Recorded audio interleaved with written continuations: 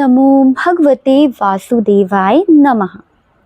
आज का यह दिन अत्यंत दुर्लभ और मंगलकारी है, क्योंकि आज न केवल पापों का शयन करने वाली पाप मोचनी एकादशी है, बल्कि परम भक्त शिरोमणि माता माँ कर्मा देवी की पावन जयंती भी आज है। जहाँ एक और श्री हरि की कृपा से जन्मों के पाप धुलते हैं, वहीं दूसरी ओर माँ कर्मा का जीवन हमें सिखाता है कि निस्वार्थ भक्ति से भगवान को खिचड़ी का भोग भी खिलाया जा सकता है। आज के इस विशेष वीडियो में हम जानेंगे इन दोनों महान पर्वों का अद्भुत संगम और इनकी गुप्त कथाएं, जो आपके जीवन में भक्ति और शक्ति का संचार करेंगे। इस पावन चर्चा का हिस्सा बनने के लिए वीडियो के अंत तक ज़रूर देखते रहें। और आज हम पाप मोचनी एकादशी कथा का यहाँ पे प्रारंभ करने जा रहे हैं, तो बड़े ही प्रेम से इसका श्रवण करें। पाप मोचनी एकादशी व्रत कथा। अर्जुन ने भगवान श्री कृष्ण से कहा, हे मधुसूदन, आपने फागुन मास के शुक्ल पक्ष की एकादशी अर्थात आमलिका एकादशी के बारे में विस्तार पूर्वक बताया। अब चैत्र मास के कृष्ण पक्ष में आने वाली एकादशी का क्या नाम है तथा इसकी विधि क्या है, कृपा करके इसके आप मेरी बढ़ती हुई जिज्ञासा को शांत करें। भगवान श्री कृष्ण ने कहा, हे अर्जुन, चैत्र मास की कृष्ण पक्ष की एकादशी को पाप मोचनी एकादशी के नाम से जाना जाता है। एक बार की बात है, पृथ्वीपति राजा मानधाता ने लोमश ऋषि से यही प्रश्न किया कि जो तुमने मुझसे किया है, अथा जो कुछ भी ऋषि लोमश ने राजा मानधाता को बतलाया, वही मैं तुमसे कह रहा हूँ। राजा मानधाता ने धर्म के गुप्तम रहस्य को ज्ञाता महर्षि लोमांच से पूछा, हे ऋषि श्रेष्ठ, मनुष्यों के पापों का मोचन किस प्रकार संभव है? कृपया हर कोई सरल उपाय बतलाएं, जिससे सभी को सहज से ही पापों से छुटकारा मिल जाए। महर्षि लोमश ने कहा, हे नृपति, चैत्र मास के कृष्ण पक्ष की एकादशी का नाम पाप मोचनी एकादशी है। उसके व्रत के प्रभाव से मनुष्यों के अनेकों पाप नष्ट हो जाते हैं। मैं तुम्हें एक व्रत की कथा सुनाता हूँ, सो ध्यान पूर्वक श्रवण करो। प्राचीन समय में चैत्ररथ नामक एक वन था। उसमें अप्सराएं किन्नर के साथ विहार किया करती थीं। वह सदैव वसंत का मौसम रहता था, अर्थात उस जगह सदा नाना प्रकार के पुष्प खिले रहते थे। कभी गंधर्व कन्याएं विहार करती थीं, कभी देवेंद्र अन्य देवताओं के साथ क्रीड़ा करते। उसी वन में मेधवी नाम के एक ऋषि भी तपस्या में लीन रहते। वे शिव भक्त के थे। एक दिन मंजू घोषा नामक एक अप्सरा ने उनको मोहित कर उनकी निकटता का लाभ उठाने की चेष्टा की। इसलिए वह कुछ दूरी पर बैठ वीणा बजाकर मधुर स्वर में गाने लगी। उसी समय शिव भक्त महर्षि माधवी को कामदेव भी जीतने का प्रयास करने लगे। कामदेव ने उस सुंदर अप्सरा के भ्रू का धनुष बनाया, कटाक्ष को उसकी प्रत्यंचा बनाया और उसके नेत्र को मंजू घोषा अप्सरा का सेनापति बनाया। इस तरह कामदेव अपने शत्रु भक्त को जीतने की तैयार हुए। उस समय महर्षि माधवी भी युवावस्था में थे और काफी हष्ट-पुष्ट थे। उन्होंने यज्ञोपवीत तथा दंड धारण कर रखा था। वे दूसरे कामदेव के समान प्रतीत हो रहे थे। उस मुनि को देखकर कामदेव के वश में हुई मंजू घोषा ने धीरे धीरे मधुर वीणा से वीणा पर गायन शुरू किया, तो महर्षि माधवी भी मंजू घोषा के मधुर गाने पर तथा उनके सौंदर्य पर मोहित हो गए। वह अप्सरा मेधवी मुनि को कामदेव से पीड़ित जानकर उनसे आलिंगन करने लगी। महर्षि माधवी उनके सौंदर्य पर मोहित होकर शिव रहस्य को भूल गए। और काम के वशीभूत होकर उसके साथ रमण करने लगे। काम के वशीभूत होने के कारण मुनि को उस समय दिन रात का कुछ भी ज्ञान ना रहा और काफी समय तक वे रमण करते रहे। तदुपरांत मंजुघोषा उस मुनि से बोली, हे ऋषिवर, आप मुझे बहुत समय हो गया है, अतः स्वर्ग जाने की आज्ञा दीजिए। अप्सरा की बात सुनकर ऋषि ने कहा, हे मोहिनी, संध्या को तो यहीं आई हो, प्रातः काल होने पर चली जाना। ऋषि के ऐसे वचन सुनकर अप्सरा उनके साथ रमण करने लगी। इसी प्रकार दोनों ने साथ साथ बहुत समय व्यतीत किया। मंजुघोषा ने एक दिन ऋषि से कहा, हे विप्रिय, अब आप मुझे स्वर्ग जाने की आज्ञा दीजिए। मुनि ने इस बार भी वही कहा, हे रूपसी, अभी ज्यादा समय व्यतीत ही नहीं हुआ, कुछ समय और ठहरो। मुनि की बात सुनकर अप्सरा ने कहा, ऋषिवर, आपकी रात तो बहुत लंबी है, आप स्वयं ही सोचिए कि मुझे आपके पास आए कितना समय हो गया और अब ज्यादा समय तक ठहरना क्या उचित है। अप्सरा की बात सुनी मुनि को समय का बोध हुआ और वह गंभीरतापूर्वक विचार करने लगे। जब उन्हें समय का ज्ञान हुआ कि उन्हें रमण करते 57 वर्ष व्यतीत हो चुके हैं, उस अप्सरा को वह काल का रूप समझने लगे। इतना ज्यादा समय भोग विलास में व्यर्थ चला जाने पर उन्हें बड़ा क्रोध आया। वह भयंकर क्रोध में जलते हुए उस ताप नाश करने वाली अप्सरा की तरह भ्रुकुटी तान कर देखने लगे। क्रोध से उसके अधर कांपने लगे और इंद्रियां बेकाबू होने लगी। क्रोध के थरथराते स्वर में मुनि ने उस अप्सरा से कहा, मेरे तप को नष्ट करने वाली दुष्ट, तू महापापिनी है और बहुत ही दुराचारिणी है। तुझ पर धिक्कार है, अब तू मेरे श्राप से पिशाचनी बन जा। मुनि के क्रोध युक्त श्राप से वह अप्सरा पिशाचनी बन गई। यह देख वह व्यथित होकर बोली, हे ऋषिवर, आप मुझ पर क्रोध त्याग कर प्रसन्न हो जाइए और कृपा करके मुझे बताइए कि आप शाप का निवारण किस प्रकार होगा। विद्वानों ने कहा है, साधु की संगत अच्छा फल देने वाली होती है और आपके साथ तो मेरे बहुत वर्ष व्यतीत हुए, अतः आप मुझ पर प्रसन्न हो जाइए, अन्यथा लोग कहेंगे कि एक पुण्य आत्मा के साथ रहने पर मंजुघोषा को पिशाचनी बनना पड़ा। मंजुघोषा की बात सुनकर मुनि को अपने क्रोध पर अत्यंत ग्लानि हुई तथा साथ ही अपनी अपकीर्ति का भय भी हुआ, अतः पिशाचिनी बनी मंजुघोषा से। मुनि ने कहा, तूने मेरा बड़ा बुरा किया, किंतु फिर भी मैं तुझे इस श्राप से मुक्त का उपाय अवश्य बतलाऊंगा।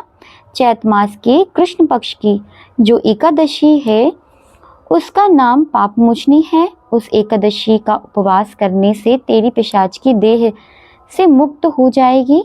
ऐसा कहकर मुनि ने उसको व्रत का सब विधान बता दिया। फिर अपने पापों का प्रायश्चित करने के लिए वे अपने पिता च्यवन ऋषि के पास गए।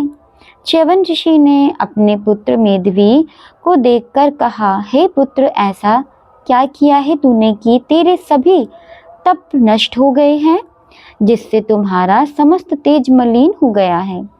मेधवी मुनि ने लज्जा से अपना सिर झुकाकर कहा, पिताश्री, मैंने एक अप्सरा से रमण करके बहुत बड़ा पाप किया है। इसी पाप के कारण संभवतः मेरा सारा तेज और मेरे तप नष्ट हो गए हैं। कृपा करके आप मुझे पाप से छूटने का उपाय बतलाइए।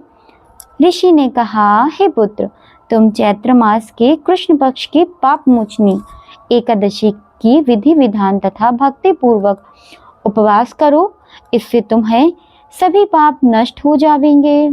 अपने पिता च्यवन ऋषि के प्रवचनों और वचनों को सुनकर मेधवी मुनि ने पाप मोचनी एकादशी विधि विधान से व्रत किया।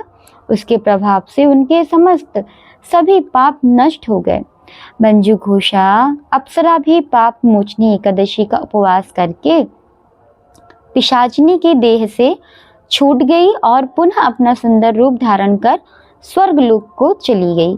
लोमश ऋषि ने कहा, हे राजन, इस पाप मोचनी एकादशी के प्रभाव से समस्त पाप नष्ट हो जाते हैं। इस एकादशी की कथा के श्रवण व पाठन से 1000 गोदान का फल प्राप्त होता है। इस उपवास के करने से ब्रह्म हत्या करने वाले, स्वर्ण चुराने वाले, मादपान करने वाले, अगम्य अगमन करने वाले आदि भयंकर पाप भी नष्ट हो जाते हैं और अंत में स्वर्ग लोक की प्राप्ति होती है। इसी के साथ अब हम सुनेंगे माता कर्मा देवी की संपूर्ण अमर कथा, भक्ति और खिचड़ी का भोग। भारत की पावन धरा पर समय समय पर ऐसे भक्तों ने जन्म लिया है जिन्होंने अपनी भक्ति के बल पर साक्षात पार ब्रह्म को भी प्रेम भक्ति पर मजबूर कर दिया है। इन्हीं में से एक थी माता कर्मा देवी। चैत मास की कृष्ण पक्ष की एकादशी तिथि को इनका जन्म हुआ था। साहू समाज की कुल देवी के रूप में पूजित माता कर्मा देवी का जन्म झांसी उत्तर प्रदेश के पास माऊ नामक स्थान पर हुआ था। इनके पिता कृष्ण भक्त थे, जिनके संस्कार बचपन से ही कर्मा जी के हृदय में वास गए थे। कर्मा जब छोटी थीं तभी वे गुड्डे गुड़ियों की वजह भगवान श्री कृष्ण की मूर्ति से स्नेह करती थीं। वे उन्हें नहलाती, सुलाती, उनसे बातें करती। उनके कृष्ण कोई पत्थर की मूर्ति नहीं बल्कि एक जीवन बालक थे। एक बार उनके पिता तीर्थ यात्रा पर जा रहे थे। उन्होंने कर्मा को समझाया, बेटी, मैं जा रहा हूँ, लेकिन ठाकुर जी भगवान श्री कृष्ण को रोज भोग लगाना मत भूलना। जब तक ठाकुर जी भोजन ना कर लें तुम भी कुछ मत खाना। पिता की यह बात कर्मा के कोमल मन में पत्थर की लकीर बन गई। अगले दिन सुबह कर्मा ने बड़े प्रेम से बाजरे की खिचड़ी बनाई। उन्होंने उसे एक मिट्टी के सकोरे में रख और मंदिर में भगवान के सामने ले गईं। उन्होंने पर्दा किया और हाथ जोड़कर बैठ गईं। काफ़ी समय बीत गया पर मूर्ति हाथ नहीं हिलाया। कर्मा रोने लगी। प्रभु, पिताजी ने कहा है कि जब तक आप भोजन नहीं करेंगे तब तक मैं भी नहीं कर सकती। अगर आप नहीं खाएंगे तो मैं भी नहीं खाऊंगी। क्या मुझे कोई गलती हो गई है? क्या मेरी खिचड़ी में स्वाद नहीं? कर्मा का विलाप सुनकर वैकुंठ में बैठे भगवान नारायण का हृदय पसीज गया। भक्त के निश्चल प्रेम को देखकर भगवान साक्षात प्रकट हुए और कर्मा के हाथों से खिचड़ी खाने लगे। कर्मा खुशी से झूम उठी। जब पिताजी वापस आए तो उन्होंने देखा कि कर्मा का चेहरा तेज से चमक रहा है। जब उन्हें पता चला कि साक्षात कृष्ण भोग लगाने आते हैं तो उनकी आंखों में अश्रु भर आए। समय बीता, कर्मा जी का विवाह हुआ, लेकिन उनका मन गिरधर गोपाल में ही अटका था। वैराग्य की भावना प्रबल हुई और वे अपने आराध्य की खोज में पुरुषोत्तम क्षेत्र यानी जगन्नाथपुरी की ओर प्रस्थान कर गईं। पुरी के समुद्र तट पर उन्होंने अपनी एक छोटी सी कुटिया बनाई। वहाँ भी उनकी दिनचर्या वही रही, सुबह उठना, अपने प्रभु के प्रेम से खिचड़ी बनाना और उन्हें प्रेम से जिवाना। पुरी के मंदिर के एक बड़े विद्वान पंडित जी ने एक दिन कर्माबाई को देखा। वे बिना स्नान किए, बाल बिखरे, बस प्रेम से मग्न होकर खिचड़ी बनाती रहती थीं और भगवान को पुकारती रहती। पंडित जी बोले, अरे पगली, भगवान को भोग लगाने की एक शुद्ध विधि होती है। पहले गंगा स्नान कर, मंदिर की मर्यादा का पालन कर, मंत्रों का जाप कर, फिर भोग लगा, वरना भगवान तेरा भोग स्वीकार नहीं करेंगे। सरल स्वभाव की कर्मा डर गई। अगले दिन वे सुबह समुद्र में स्नान करने गई, फिर मंत्रों का जाप करने लगी। शुद्धता के चक्कर में काफ़ी समय बीत गया। इधर भगवान जगन्नाथ मंदिर में व्याकुल होने लगे। उन्हें कर्मा की वह बिना नहाए प्रेम से बनी खिचड़ी की आदत थी। जब अंत में कर्मा ने रोते हुए भोग लगाया तो भगवान ने जल्दी पल्दी वह खिचड़ी खाई और भागते हुए मंदिर पहुँचे। जब सुबह मंदिर के पट खुले तो पुजारी और श्रद्धालु दंग रह गए।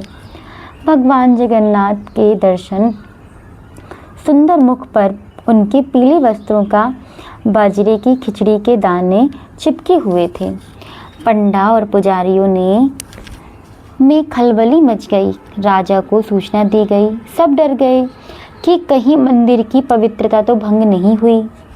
तभी आकाशवाणी हुई। यह भगवान ने पुजारी को स्वप्न में दिया। तुम जिसे अपवित्र समझ रहे हो वह मेरी परम भक्ता कर्मा है। उनके प्रेम के वश होकर मैं रोज़ उनकी कुटिया में खिचड़ी खाने जाता हूँ। आज पंडित जी ने नियमों की वजह मुझे देर हो गई और जल्दी में मुख में ही पहुँच पाया नहीं। पंडित जी को अपनी गलती का एहसास हुआ। वे दौड़कर कर्मा की कुटिया पहुँचे और उसके चरणों में गिर पड़े। यही कारण है कि आज भी जगन्नाथपुरी के पूरे मंदिर में भोग से पहले सुबह का बाल भोग खिचड़ी का ही होता है। माता कर्मा ने केवल खिचड़ी ही नहीं खिलाई बल्कि जात पात का आडंबर तोड़कर भक्ति का असली मार्ग दिखाया। ईश्वर को धन धान्य या मंत्रों की जटिलता नहीं बल्कि प्रेम की पवित्रता चाहिए। इस युग में एक महिला का स्वतंत्र रूप से भक्ति मार्ग पर चलना और समाज को दिशा देना महान प्रेरणा है। जैसे कर्मा ने अपना पूरा जीवन श्री कृष्ण को समर्पित कर दिया, वैसे ही हमें भी अपने कर्मों को ईश्वर को समर्पित करना चाहिए। थाली भरकर लायो रे खींचड़ो, ऊपर घी की बाट की, जीमो मारो श्याम धनी कर्मा जाट की। अलग समुदाय में पूजा किया जाता है पर उनके भाव की शुद्धता का हर जगह समान ही होता है। माता कर्मा देवी का जीवन एक दीपक की तरह है जो युग युग तक भक्तों को मार्ग प्रस्थान कराता रहेगा। उनकी जयंती पर उनकी इस कथा का श्रवण करने से मनुष्य के हृदय में भक्ति का संचार होगा और भगवान श्री कृष्ण की कृपा प्राप्त होगी। बोलिए भक्त वत्सल्य भगवान की जय। माँ कर्मा देवी की जय। माता कर्मा देवी का संपूर्ण जीवन ग्यारस यानी एकादशी के इर्द गिर्द बुना हुआ है। इनका जन्म भी चैत्र मास की पापमोचनी एकादशी को ही हुआ था। शास्त्रों में एकादशी को हरिवासर कहा गया है जिसका अर्थ है भगवान विष्णु का दिन। माता कर्मा हर ग्यारस को निर्जला व्रत रखती थीं, लेकिन उनकी भक्ति की विशेषता यह थी कि वे स्वयं तो भूखी रहती पर अपने लाडले गोपाल को भोग लगाना कभी नहीं बोलती थीं। वे कहती थी प्रभु मैं व्रत हूँ, आप नहीं, आप तो जगत के पालनहार हैं, आपको भूखा देखकर मेरी भक्ति कैसे पूर्ण होगी। ग्यारस के दिन वे पूरी रात जागरण करती और कीर्तन में मग्न होती। कहा जाता है कि भक्त की पुकार सुनकर वैकुंठ भगवान जगन्नाथ श्री कृष्ण बेचैन हो गए हैं। उन्होंने एक छोटे बालक का रूप धारण कर माता कर्मा की कुटिया में पहुंच गए। भगवान स्वयं ने अपने हाथों से खिचड़ी खाई। माता कर्मा को जगाकर उन्हें अपने हाथों से खिचड़ी खिलाई। माता ने जब आंखें खोली तो अपने सामने साक्षात प्रभु को पाया। भगवान ने कहा मैया तू भूखी रहेगी तो मैं कैसे खाऊंगा। आज तेरा व्रत मैंने अपने हाथों से पूरा किया। देवी और श्री कृष्ण की यह कथा हमें सिखाती है कि भक्ति नियम पूर्वक कानून से कहीं ऊपर भाव के होते हैं। कर्मा देवी जात पात और छूट व छूत की दीवारों को तोड़कर ईश्वर में सीधा नाता जोड़ा। आज भी हम ग्यारस मानते हैं या जयंती मानते हैं, कर्मा देवी को याद करते हैं तो हमें यही सीख मिलती है कि कर्म ही हमारी पूजा है। खींचड़ा बनियो प्रेम सो, घी की बोए धार, कर्मा बाई के हाथ सो, जी में कृष्ण मुरार। जो यह कथा प्रेम सो गावेगा, सुन चित लाए, कर्मा माई की कृपा सो भव सागर तर जाए। बोलिए भक्त वत्सल भगवान की जय। माता कर्मा देवी की जय। अगर आपको ये वीडियो पसंद आई हो तो वीडियो को लाइक ज़रूर करें और अपनी उपस्थिति ज़रूर दर्ज करें और कमेंट बॉक्स में जय श्री हरि, श्री लक्ष्मी नारायण या जय कर्मा देवी ज़रूर लिखें और अपनी उपस्थिति दर्ज करें। और इस ज्ञानवर्धक यात्रा में यहाँ तक जुड़ने के लिए आपका बहुत बहुत धन्यवाद। इसी के साथ कथा का यहीं समापन करते हैं और मिलते हैं नेक्स्ट वीडियो में। तब तक के लिए जय श्री राधे।